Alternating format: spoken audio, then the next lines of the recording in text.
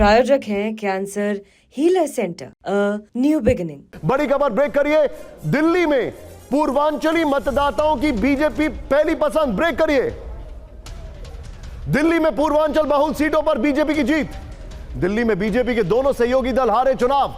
Deoli seat पर LJP के दीपक तंवर की हार। बुराड़ी सीट नहीं बचा पाए जेडीयू के शैलेंद्र कुमार। पूर्वांचल की सीटों और फिर उसके बाद एक क्विक टेक कुमार कुंदन से हम लेंगे और उसके बाद हम हमारे सहयोगी अमोद जी के पास भी जाएंगे। आइए जरा दिल्ली में अगर बात की जाए पूर्वांचल की सीटों की, दिखाइए जरा जो ग्राफिक्स हमारे पास है। Excuse me.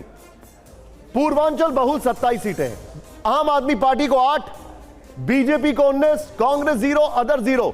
पूर्वांचल बहुल सीटों का ग्राफिक्स आपके सामने। आम आदमी पार्टी को 8, बीजेपी को 19। अगली बड़ी खबर, उससे पहले मैं सीधे चलूंगा कुमार कुंदन के पास। कुमार कुंदन, ट्रांस यमुना इलाका, पूर्वांचल का वोट बैंक सब एक तरीके से टेक्टोनिकली शिफ्ट कर गया। इसके पीछे की वजह क्या अरविंद केजरीवाल को समझ में आ रहा है कि उन्होंने जितने भी क्लेम किए थे कि हरियाणा से गंदगी आ रही है, यहां से गंदगी आ रही है, ये सारी चीजें वोटर समझ गया कि नहीं भाई ऐसे नहीं चलेगा।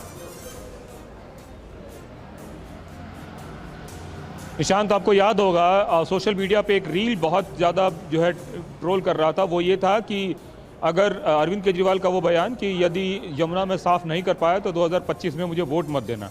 आज जिस तरीके से चुनाव परिणाम आया है उसको देखकर लगता है कि लोगों ने इस बात को सीरियसली ले लिया।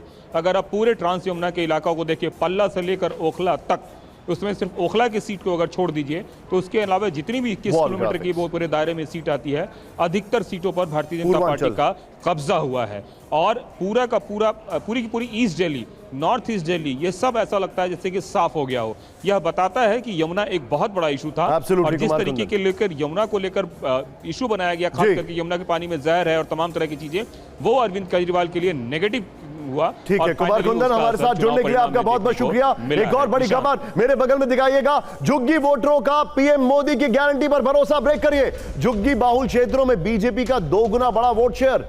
झुग्गी इलाकों में बीजेपी को करीब 45% सीटों पर बढ़त। 80% झुग्गी बहुल इलाकों का वोट आम आदमी पार्टी को गया था। झुग्गी बहुल इलाके में 22 में से 10 सीटों पर बीजेपी ने मारी सेंध। बड़ी खबर, सीधा आइए ग्राफिक्स पर। झुग्गी में कैसे बदली तस्वीर। झुग्गी बहुल इलाके में बीजेपी को करीब 45% सीटों पर बढ़त है। अभी भी उतना अनप्रेसिडेंटेड नहीं है, लेकिन यहां पर टाई हुआ। 11-11 का टाई आपको दिखाई दे रहा है। ये झुग्गी बहुल इलाके जो है 11 और 11, ये आपके सामने। लेकिन इस सब के बीच में एक और बड़ी खबर जो हमें नहीं भूलनी चाहिए। ब्रेक करिए।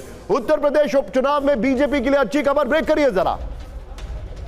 मिल्कीपुर विधानसभा सीट पर बीजेपी की बंपर जीत। 65,000 से ज्यादा वोटों से जीते चंद्रभानु पासवान। लोकसभा चुनाव में अयोध्या और चित्रकूट की हार का बदला। मिल्कीपुर में सपा प्रत्याशी अजीत प्रसाद अपना ही बूथ हार गए। यह बड़ी खबर मैं आपको दिखा रहा हूं। यह इस वक्त की बड़ी खबर। मैं चाहूंगा इसका ग्राफिक्स अपने आप प्ले करिएगा। एक क्विक टेक आप समीर सर से। समीर सर, मिल्कीपुर की अगर बात करें, योर टेक सर।